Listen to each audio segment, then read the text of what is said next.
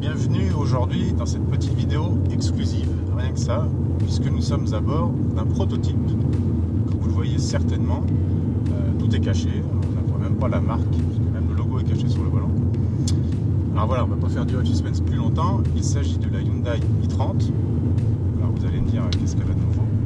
Eh bien il s'agit de la version sportive qui propose le logo N, qui est la branche sportive donc, de Hyundai, et dont le premier modèle va être cette i30 survitaminée. Alors au programme, deux motorisations possibles, un 2 litres turbo à chaque fois, et dans deux versions de puissance différentes.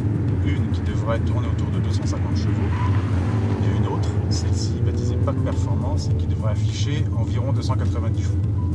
Ils ne veulent pas passer le cap de 300. Pour le reste, on ne peut pas vous dire grand chose d'autre, on ne va pas parler de finition ni de présentation, parce que vous voyez que tout est caché à bord, même si je souffrais un peu.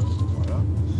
À l'extérieur, c'est pareil, le style défini n'est pas encore totalement finalisé.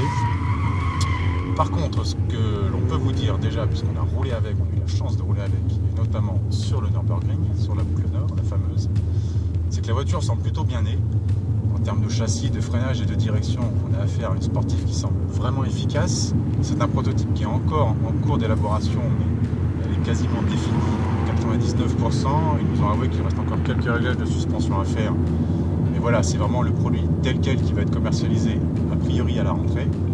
Le 4 cylindres turbo, ici dans cette version la plus puissante, marche très fort. L'avantage aussi, c'est qu'on a toute une tonne de paramètres qu'on peut adapter et régler. Ça va de la direction, des suspensions, de la réponse à l'accélérateur, la sonorité de l'échappement, qui est vraiment très sympathique.